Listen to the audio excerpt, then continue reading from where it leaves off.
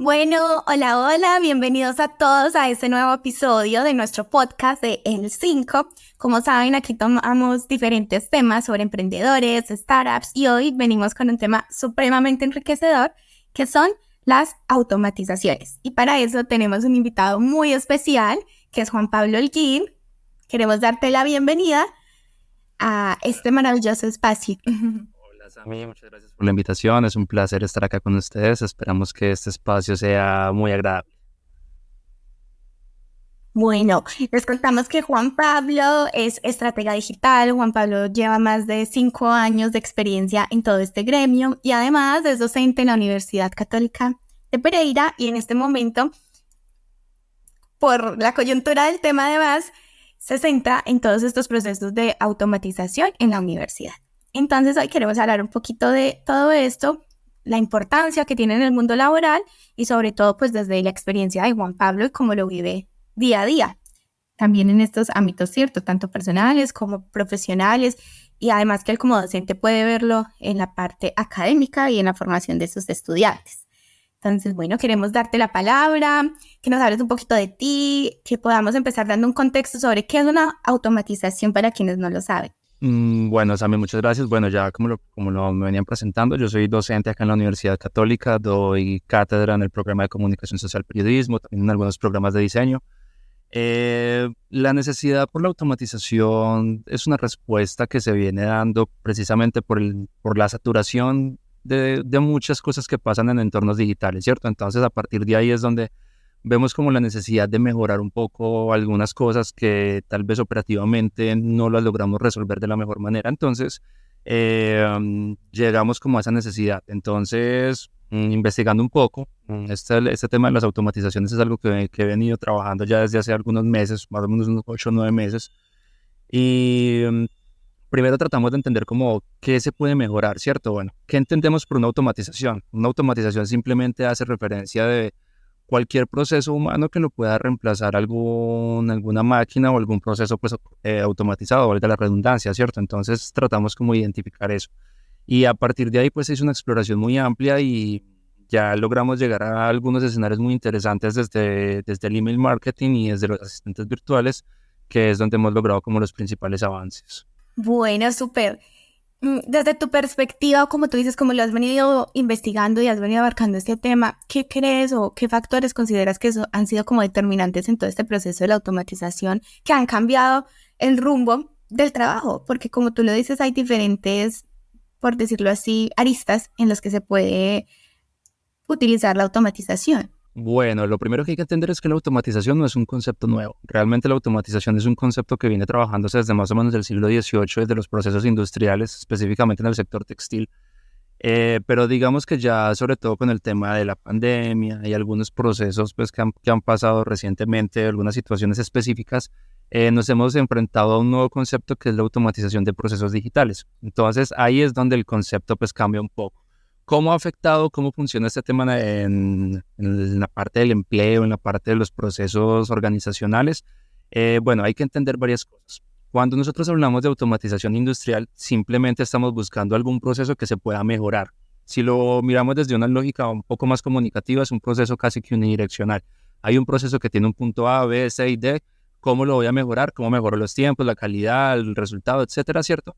Pero cuando ya hablamos de procesos de automatización en entornos digitales, ya hay un factor mucho más interesante y es el factor humano, que ahí es donde empieza a complicarse un poco la cosa, porque yo puedo optimizar procesos de comunicación y relación con el usuario, pero si yo no tengo la empatía y el conocimiento de mi público, de las personas a las que me estoy dirigiendo, tal vez ese proceso de automatización se tiende a complicar un poco y nos empezamos a estrellar y decimos, no, es que esto no funciona, es que esto no debería ser así. Entonces hay que tener en cuenta, eso es una balanza donde hay que tener en cuenta muchos factores y muchos elementos para que uno diga, esto funciona o esto no funciona definitivamente. Ok, y para lo que tú dices, como llegar al punto que se debe utilizar, no sé, el lenguaje, la manera en la que hables, o las respuestas, ¿cómo hacer para saber cómo proceder con ese proceso? Valga la redundancia.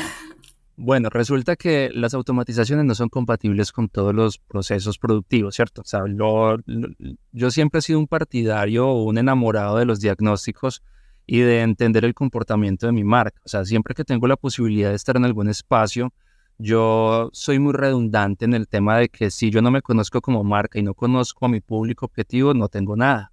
Entonces, las automatizaciones funcionan siempre y cuando sean muy simples y siempre sean muy enfocadas al cumplimiento del objetivo lo más inmediato posible.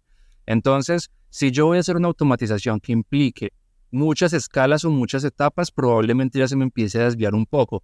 ¿Por qué digo esto? Porque probablemente ustedes lo han vivido en diferentes circunstancias. Cuando a ustedes les toca hablar con una máquina durante mucho tiempo, tiende a volverse un poco estresante y tiende a volverse un poco tedioso porque no siempre van a tener las respuestas adecuadas para mis necesidades. Y una de las realidades ahorita de toda esta transformación digital y es que a las personas les gusta hablar es con personas. Entonces toca ser muy justo y muy equilibrado en entender hasta qué punto es adecuado automatizar mis procesos y hasta qué punto es necesaria la intervención humana allí. Entonces, por ejemplo, si yo tengo un emprendimiento, si yo tengo un proyecto que apenas está iniciando, donde tiene unos flujos de interacción con el usuario relativamente pequeños, entonces tal vez la automatización no es tan necesaria en ese punto. Pero si, digamos, yo ya empiezo a crecer un poco y tengo algunos procesos que generan respuestas repetitivas y constantes, entonces yo puedo empezar a generar automatizaciones, pero parciales, no totales.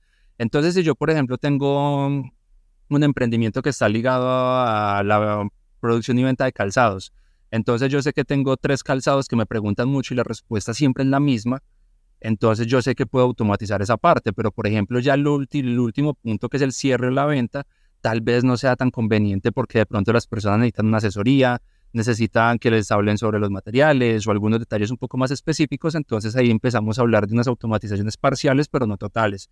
Y eso lo vamos haciendo gradualmente. Realmente eso es un proceso de prueba y error. No hay una manera exacta, no hay una fórmula 100% acertada que me diga es que tengo que hacer una automatización del 70% de mis procesos operativos o de interacción con el usuario para funcionar. No, eso es empezando de a poquitos y voy midiendo los procesos. La data ahí es fundamental para que eso funcione. Yo creo que también parte es como que identificar qué es lo más repetitivo que tengo, porque pues es lo que decías, muchas veces eh, hay, sobre todo para los cierres de venta, hay que ir conociendo mucho ese cliente, identificar, bueno, este arquetipo de cliente o este tipo de cliente siempre, no, este tipo de cliente cierras con promoción. O este tipo de cliente cierra es más desde lo emocional, ¿cierto? No es, mira, zapatos, te vas a sentir una reina porque vas a tener el estilo más hermoso de la ciudad, bla, bla, bla. Entonces ahí estoy evocando emociones en esa persona.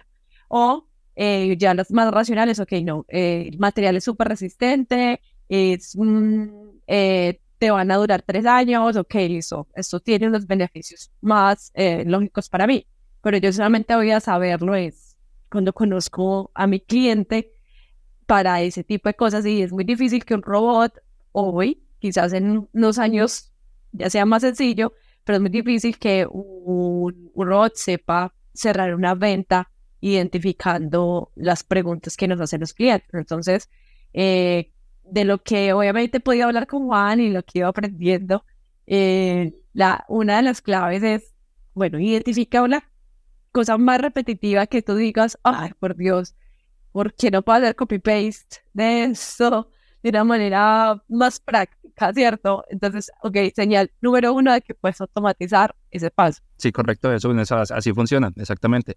Cuando ya identifico esas situaciones repetitivas que yo digo, una máquina las puede resolver tranquilamente, pues lo pongo y ya. Entonces, entender eso, hacer el diagnóstico muy claro, entender el comportamiento del usuario, saber hasta qué punto le puedo delegar la información, la responsabilidad a una máquina y en qué punto tengo que entrar yo. Eso es como el tip principal para que una automatización funcione. Ok, súper. Queríamos hacerles una pregunta un poco ya relacionada, digamos, entre los dos ámbitos en los que ustedes dos se encuentran, ¿cierto? Natalia, por ejemplo, tú en este ámbito tecnológico de las startups, del emprendimiento, ¿Cómo has podido evidenciar todos estos procesos de automatización, por ejemplo, en qué segmentos de la startup o del emprendimiento, o en qué aspectos crees que es bueno utilizarla? Es como parte y parte, ¿no? Porque las automatizaciones van empezando a tener una relevancia cuando ya vas creciendo más.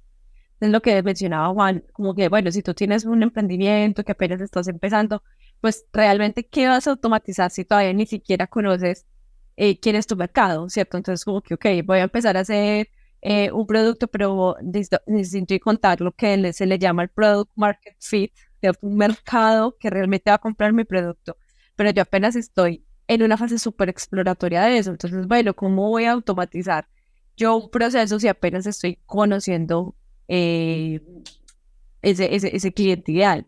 Pero si hay cosas que ayudan muchísimo. Entonces, ejemplo, quizás no podamos con las startups o los emprendimientos que apenas inician, automatizar como conversaciones o pasos, pero sí podemos automatizar, por ejemplo, listas de espera. Entonces, como que, bueno, yo voy a lanzar un proyecto, yo voy a lanzar un producto y quiero saber si de pronto hay personas interesadas en esto. Entonces, voy a hacer una landing page, o sea, un sitio web súper sencillo, que voy a lanzar un producto y yo digo, bueno, si quieres ser de los primeros en conocer este producto, únete a esta lista de espera. Entonces, que cuando la persona se inscriba, automáticamente le llegue un correo como de bienvenida o de dando más información, ¿cierto? O sea, eso lo podemos automatizar, ¿cierto? Es como que me libero trabajo de yo tener que esperar como, uy, no tengo que, hoy a las 7 de la noche voy a mandarle el correo a todos los que se inscribieron el día de hoy. Pues no, eso lo puedo hacer literal automáticamente. Incluso puedo decir, no, espere un minuto, espere 10 minutos, puedo darle una hora. Entonces, son herramientas que nos sirven para validar ideas, ¿cierto? Eso nos sirve mucho. También, por ejemplo, si las personas quieren más información, con ManyChat, que lo conocí por Juan, de hecho es como que escribe en comentarios la palabra lanzamiento y te va a llegar información. Entonces es súper chévere porque la gente simplemente escribe lanzamiento y la gente, ya el chat automáticamente va a mandar información y ya después obviamente no interviene. Entonces, como que cuando tú estás con esos emprendimientos, puedes ayudarte y apoyarte para hacer cosas que ayuden a mejorar tu día y que tú te puedas enfocar, ya sea en sacar más ideas estratégicas, ir a buscar clientes, en hacer reuniones con inversionistas, etcétera. Te van a servir mucho, pero pues obviamente el mayor provecho de este tipo de agentes virtuales va a ser cuando tú ya tengas una claridad más fuerte de quién es tu público objetivo. Vale, entonces así, grosso modo, es conocer su público objetivo cuando las empresas, startups, emprendimientos, organizaciones estén más consolidadas, de pronto haya un flujo mayor de toda esta información, es cuando estos procesos pueden ser un poco más funcionales, pero nos pueden ayudar a economizar tiempo, a hacer tareas como Natalia lo comentaba, que uno se puede pasar allí sencillamente 2, 3 horas, pero si lo generas desde un día anterior ya estás tranquilo y puedes hacer otra cosa al tiempo. Por otro lado, queríamos ya preguntarle a Juan Pablo, desde tu experiencia y desde la labor que tú ejerces en la universidad, ¿cómo te han parecido estos procesos? ¿Cómo fueron al inicio? ¿Cómo están ahora? ¿Cómo has visto como este proceso de avance? ¿Cuáles han sido los tropiezos? Tú decías, esto es ensayo y error, ¿cierto? ¿Cómo has mitigado como estos errores? Bueno, realmente esos errores no se pueden mitigar, eso hay que vivirlos, hay que sufrirlos, hay que asumir las consecuencias y hay que corregir sobre eso, básicamente. ¿Cómo empezó el proceso de las automatizaciones? Básicamente a partir de una necesidad muy puntual, y es que estábamos lanzando campañas con tráfico a conversaciones por WhatsApp, por Messenger y por Instagram, y en algunos eventos específicos nos estábamos colapsando. Es decir, llegábamos a un punto donde las asesoras comerciales llegaban un lunes y tenían más de 1000 conversaciones para responder por WhatsApp. Y no es una mentira al decir que los porcentajes de conversión en social media son muy bajos. Entonces, realmente el 70, el 80%, en algunos casos hasta el 90% de los contactos generados en social media, especialmente en la parte de SEM, son basura. Entonces, si yo hago una campaña que me genera 200 conversaciones, pero de las cuales sé que solo tengo 20 efectivas en promedio, ¿cómo las puedo encontrar de la manera más óptima posible, cierto? Entonces, ahí surgió como esa primera necesidad. Listo, entonces me siento con el equipo comercial y les digo, bueno, ¿cuáles son los comentarios más recurrentes? ¿Cuáles son esos primeros filtros que hay que generar? Entonces me empiezan a decir, no, es que resulta que hay muchas pautas que les dan clic por accidente. Entonces yo, bueno, tengo que colocar un primer filtro donde la gente valide que sí está interesado en el producto o servicio de la pauta para continuar con el proceso. Listo, tenemos un segundo filtro que me dice, no, es que resulta que después se ponen groseros bueno, son personas que no están para nada interesadas en eso, entonces listo. Ya primero validamos que sí haya sido una persona como con cierto grado de interés que le clica en la pauta, y luego vamos a un segundo filtro donde tenemos que identificar realmente qué grado de interés tiene por el producto o servicio. Entonces acá ya empezamos a pedir algunos datos personales, empezamos a colocar algunas condiciones más estrictas para poder continuar con el proceso, y si no las colocan, pues simplemente se van descartando. Entonces ahí ya empezamos a alivianar un poco la carga operativa del equipo comercial, porque yo ya les dije, entonces ustedes no van a contestar absolutamente nada por Messenger ni por Instagram, sino que se van a concentrar simplemente en los escenarios de captación de datos, y que el bot se encargue de interactuar con la persona por medio de la pauta. Es decir, entonces la persona se va yendo por todo el flujo de llámese Messenger o llámese Instagram, y al final la persona que está realmente interesada va a dejar un dato, llámese un correo, llámese un teléfono, que va a depositarse en una base de datos, o le va a dar clic a un botón de WhatsApp para chatear en tiempo real, o por último le va a dar clic a un botón para dejar sus datos en un formulario. Y entonces así el equipo comercial se puede concentrar en escenarios un poco más efectivos y no van a estar perdiendo tiempo interactuando con personas que no tienen nada que ver con el público de la pauta, porque pues digamos que eso es una realidad de la que no se puede controlar. El social media nos lleva a un bosque o a un lago muy grande, donde tú luego que haces es tirar una red y empiezas a pescar de todo. Y ya a partir de ahí, de acuerdo a la calidad del ecosistema digital que tú tengas, puedes empezar a generar esos filtros para coger el pez que realmente te interesa. Y más o menos así es como se planteó el escenario, y hemos tenido pues muchos tropiezos porque los flujos nos quedan muchos, no nos dan todos los resultados que queremos, en algunos casos los datos no llegaban, bueno, pasan muchas cosas, pero pues digamos que a grandes rasgos en este momento estamos en un punto bastante satisfactorio, donde ya hemos logrado diseñar un ecosistema de conversión muy efectivo, pero realmente el proceso fue muy traumático, pero vale la pena totalmente. Y por eso es tan importante conocer como ese cliente y entender el proceso, ¿cierto? Y es lo que nosotros también hablamos mucho cuando estamos construyendo un producto digital. Y es como que hay un proceso actual que hacemos como en la vida real, o lo hacemos como de manera análoga, ¿cierto? Y es que tenemos que empezar a entender ese proceso, desglosarlo, para ver qué es lo más óptimo para digitalizar. Entonces por eso a Juan le toca decir, bueno, ¿qué sucede actualmente y dónde están los cuellos de botella más grandes? Ok, que la mayoría de gente que hace clic no quería hacer clic por alguna razón, ¿cierto? Entonces, listo, entonces tenemos que empezar a depurar desde este primer cuello de botella. Pero como a partir de ahí salen tantas posibilidades, pues nos vamos a encontrar con más cuellos de botella en adelante. Pero eso solamente lo vamos a saber es cuando ya hemos hecho muchas pruebas y error, como desde la manera tradicional o de la manera análoga, o llamémosla como la queremos llamar, pero solamente cuando hacemos el ejercicio de entender qué está sucediendo es que podemos empezar a automatizar de la mejor manera.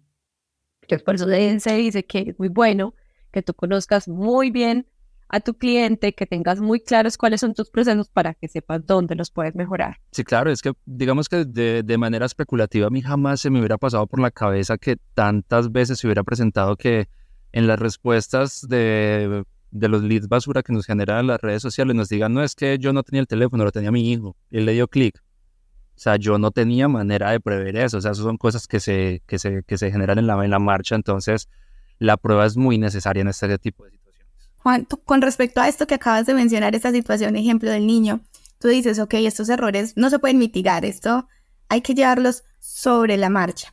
Entonces,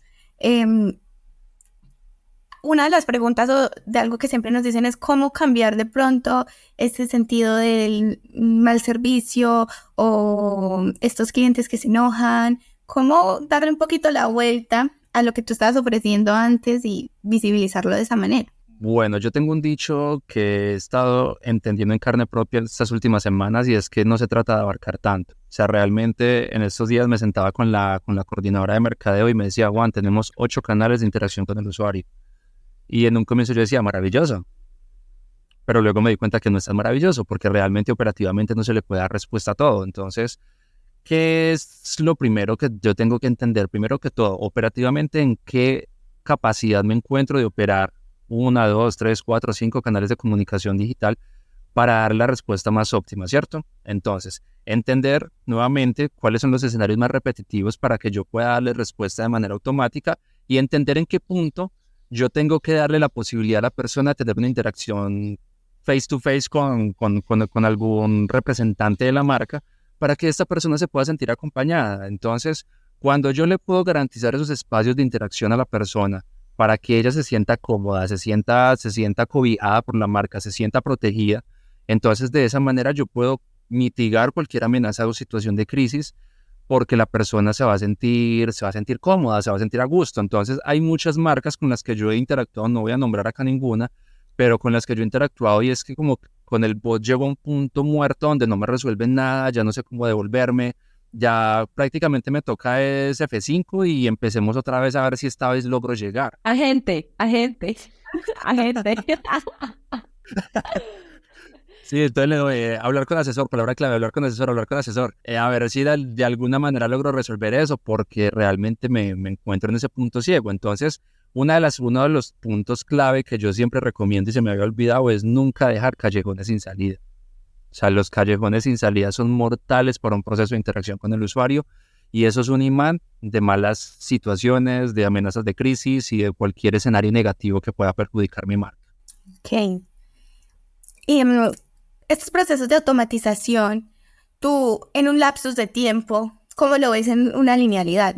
¿Es algo realmente rápido? Como lo venías diciendo, se trabaja, se construye, se analiza, pero el proceso como tal de la creación del bot, por ejemplo, de lo que tú hablas allí, ese proceso para quienes nos escuchan que no tienen muy buen contexto de toda esta parte de tech o técnica, ¿cómo los podrías, digamos, ubicar un poquito en este panorama? Listo, pues primero hay que entender varias cosas. Primero hay que tener un conocimiento a nivel técnico de la herramienta con la que voy a trabajar. O sea, si yo voy a automatizar una estrategia de email marketing, tengo que tener conocimiento de cómo funcionan los escenarios de automatización de sea cual sea la herramienta que voy a trabajar o si voy a trabajar con un asistente virtual, lo más importante es conocer el comportamiento del usuario. O sea, si yo tengo claro ese escenario, digamos que el proceso no es tan traumático. En mi caso, como fue un proceso completamente autodidacta, la mayor parte de mi tiempo se me fue entendiendo las herramientas, porque realmente no tenía quien me lo explicara.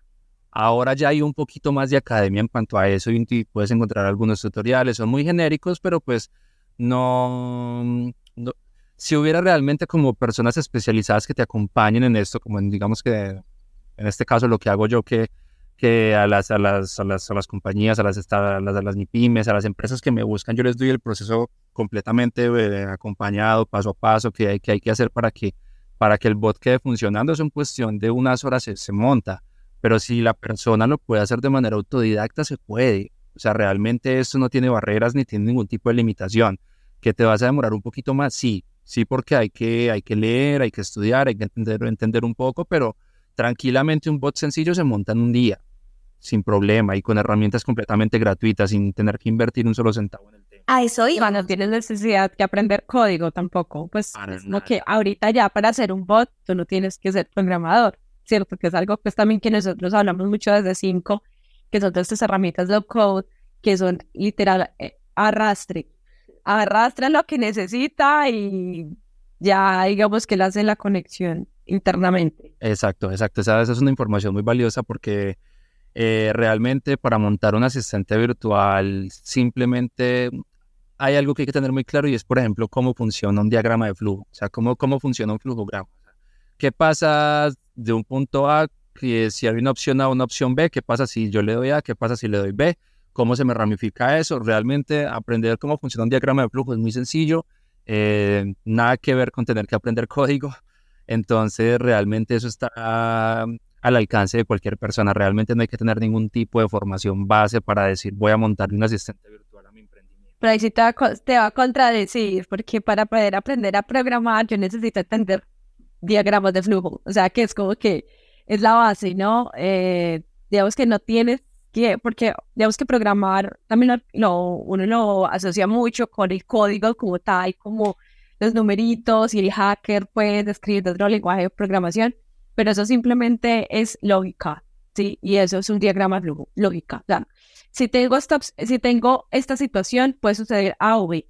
¿Qué pasa cuando sucede A? ¿Qué pasa cuando sucede B? Y así pues se puede ir un montón de escenarios, ¿cierto? Sí. Entonces, Exacto, para los que son, exacto, para los que son medio frikis y acá les gusta el tema de Marvel, por ejemplo, What If, ¿qué pasaría si? En eso funciona todo. ¿Qué pasaría si A? ¿Qué pasaría si B? Ya simplemente entender que esa es la lógica de todo y a partir de ahí yo puedo construir cualquier escenario de automatización, llámese para asistentes virtuales, llámese para email marketing o para cualquier escenario de automatización en entornos digitales quiera trabajar. Súper, y así para que quienes nos escuchan, que son muy primíparos en todo este proceso, miren que tampoco necesitan de un espacio muy estudiado, pues ustedes no tienen que centrarse allí a hacerlo por horas, van a encontrar herramientas gratuitas, incluso no necesitan una remuneración para poder hacerlo, con tal de que ustedes le metan la ficha van a poder sacarlo para su disfrute. Y para ir terminando como un poquito todo este tema, hay algo que hemos hablado que va muy ligado a todas las especulaciones que hay, por ejemplo, con la inteligencia artificial, que si lo que uno escucha es, ay, qué miedo, se van a acabar las profesiones, los empleos, etc., etc. Muchas de estas cositas también salen a hablarlas sobre las automatizaciones, como, bueno, vamos a automatizar este proceso. Entonces, las personas que se encargan de esto en tal empresa, ¿qué? Corren riesgo sus trabajos. Este es, por ejemplo, uno de estos mitos que las personas dicen, la tecnología llegó a hacer un bien, un mal. ¿Cómo puedes evidenciar tú que estás de lleno en este proceso ahora, por ejemplo, en una institución educativa? ¿Cómo lo has visto? Realmente tiene lo mismo de riesgo que de oportunidad, o sea, porque quitarnos procesos operativos, si bien nos aliviana mucha carga manual, que normalmente está asignada a un personal humano específico, también nos genera la posibilidad de abrir otros nuevos campos en este caso. Entonces, si con una automatización efectiva le quito el trabajo a 2 auxiliares comerciales, le estoy generando el puesto a 2 especialistas de trafficker en cuestión de leads. Entonces, es cuestión de la adaptabilidad que tengan las organizaciones en cuanto a eso, porque si bien se cierra uno, se abren otros. Entonces, si yo realmente no necesito comerciales para que estén disparando correos, pero sí necesito un especialista que me esté generando escenarios de conversión óptimos. Entonces, no es que se acaben unos, sino que se trasladan, se van de un punto A a un punto B. Exacto, se transforman, esa es la palabra. Entonces, yo creo que el reto está tanto en la organización con la capacidad de adaptabilidad que tenga y de la persona operativa la capacidad de autogestionar su profesión para crecer y para posicionarse en este nuevo tipo de roles que se están generando. Porque si bien esto tiene una demanda, requiere que nos capacitemos, requiere que nos formemos, pero tampoco es nada del otro mundo. O sea, es cuestión de que eliminemos un poquito esa resistencia al cambio, de entender esto como algo bueno, de entender algo como que realmente nos va a beneficiar. No es que yo no sirvo para la tecnología, no, quitemos esa barrera mental y empecemos a hacerle. Porque realmente yo he tratado este tema con personas que dicen, yo no sirvo para la tecnología, y mentiras que después de 2 meses ya dicen, esto me encanta, quiero hacerlo más. Entonces, realmente es lo primero. Puedo automatizar incluso hasta mi vida diaria. Exactamente. Y cogen y instalan un Notion y programan su vida diaria sin ningún problema. Entonces, Yo creo que la barrera es mental. Realmente las organizaciones pueden crecer mucho con esto, no necesariamente reducir el número de cargos. Ya es cuestión de la persona también. Si la persona no está dispuesta a aceptar la realidad que tenemos ahora y de la transformación digital, probablemente se le va a complicar un poco. Pero si la persona tiene por lo menos la actitud, ya hablaremos luego de aptitudes, pero si por lo menos tienen la actitud, las cosas van a suceder y van a suceder para bien de todos. Súper así es. Como también lo hemos dicho en 5 muchas veces, todo empieza con tu mente, con lo que tú llames, cómo lo vas trabajando y esas aptitudes van saliendo paulatinamente ya en el desarrollo y te vas enamorando de los procesos, ¿cierto? Juan, muchísimas gracias por este espacio, por acompañarnos y por educarnos también en todo este proceso, también a Natalia por acompañarnos y también desde su experiencia abrirnos todas estas oportunidades para este nuevo entorno. Gracias a todos quienes nos están escuchando. Recuerden que cada semana tenemos un nuevo episodio en nuestro canal de Spotify y además estamos publicando todas nuestras redes sociales. En Instagram nos encuentran como @el5.io. Allí estamos poniendo todo sobre nuestras actividades diarias. Así que muchísimas gracias y nos vemos en un próximo episodio. Chao. Bien.